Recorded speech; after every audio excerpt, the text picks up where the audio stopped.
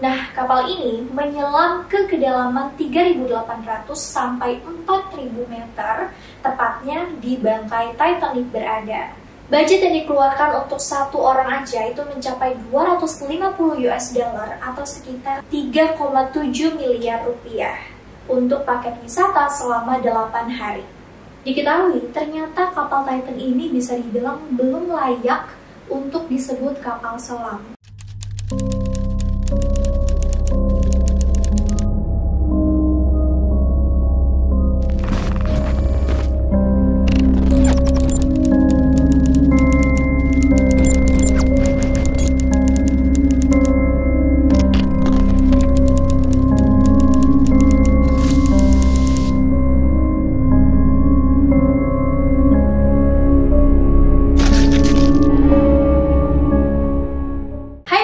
Balik lagi sama gue Fanny di YouTube channel Kita Mental. Woi guys, topik yang hari ini gue bawain lagi rame banget, yaitu kasus mengenai hilangnya kapal selam wisata Titanic dengan membawa 5 miliarder yang dikabarkan tewas karena ledakan di dalam laut. Gak pakai lama, kita langsung masuk aja ke ceritanya.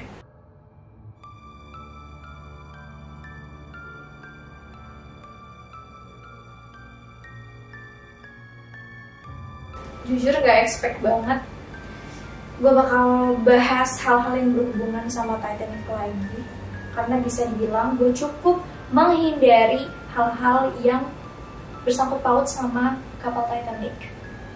Karena bisa dibilang dulu sempat obsesi akut banget sama kasus dan kapal Titanic yang susah banget buat berhentinya. Tapi sekarang kita balik lagi. So guys, ternyata yang mungkin obsesi ke kapal Titanic itu bukan cuma gue aja, tapi juga penumpang kapal selam wisata Titanic ini. Gimana enggak, mereka berani bayar miliaran untuk hanya sekadar melihat bangkai Titanic yang usianya aja udah lebih dari 100 tahun.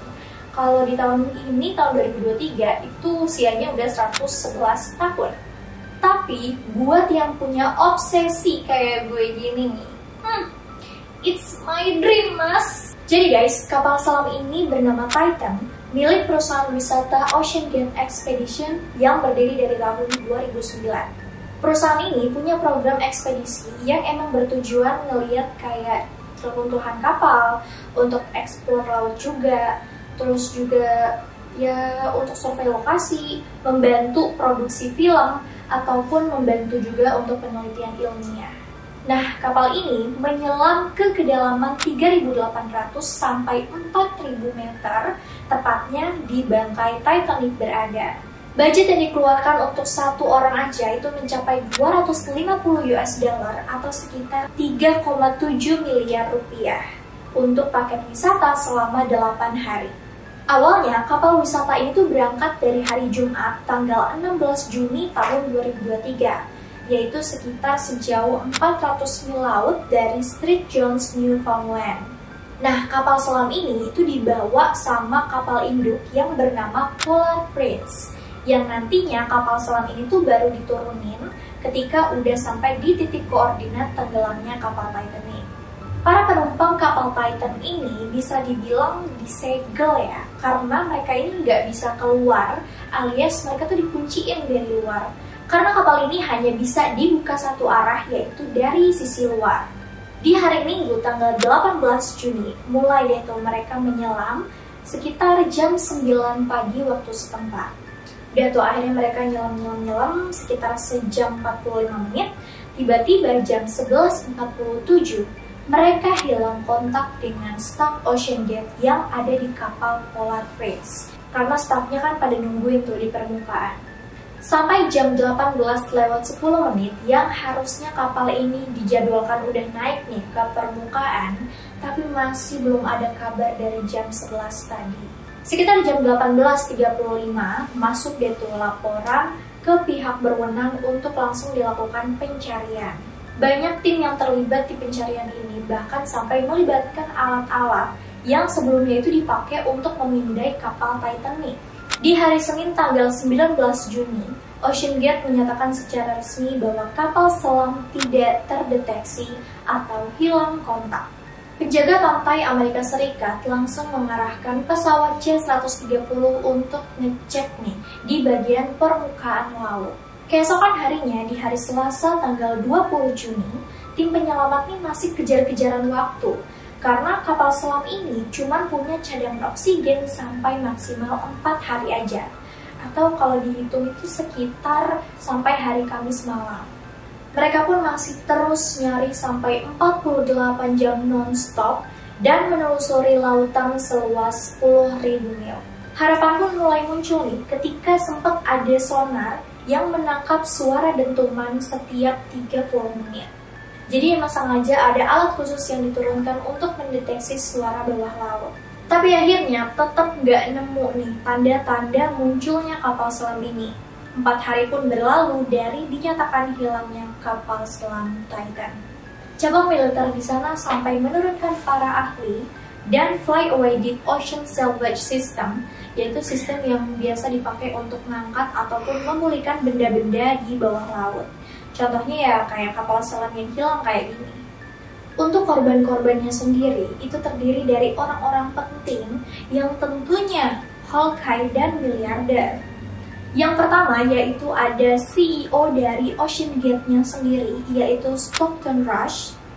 Terus ada pengusaha sukses dari Inggris sekaligus bos dari Action Aviation, yaitu perusahaan penerbangan jual beli pesawat yang bernama Hamish Harding.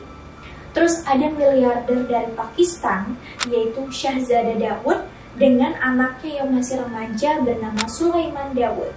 Dan yang terakhir ada penyelam sekaligus traveler dari Prancis yang bernama Paul Henry. Akhirnya setelah melewati pencarian berhari-hari, di tanggal 22 Juni, tepatnya di hari Kamis, tim SAR pun menemukan puing-puing kapal selam yang diduga kapal selam ini meledak nih, nggak jauh dari bangkai kapal Titanic, yaitu sekitar 200 meteran dari bagian haluan kapal Titanic. Para penumpang plus awak kapalnya juga saat itu pun dinyatakan tewas karena ledakan yang dahsyat ini. Diduga ledakan ini terjadi karena tingginya tekanan di dalam laut yang sangat ekstrim. Meskipun ada juga beberapa kemungkinan yang dikabarkan datang dari kendala teknis kapal selam itu sendiri. Diketahui ternyata kapal Titan ini bisa dibilang belum layak untuk disebut kapal selam karena keamanan dan kualifikasinya yang tidak mumpuni. Padahal bayar sampai 3,7 miliar loh. Dari kasus ini sebenarnya masih banyak nih hal-hal ganjil yang akhirnya muncul banyak teori ataupun konspirasi.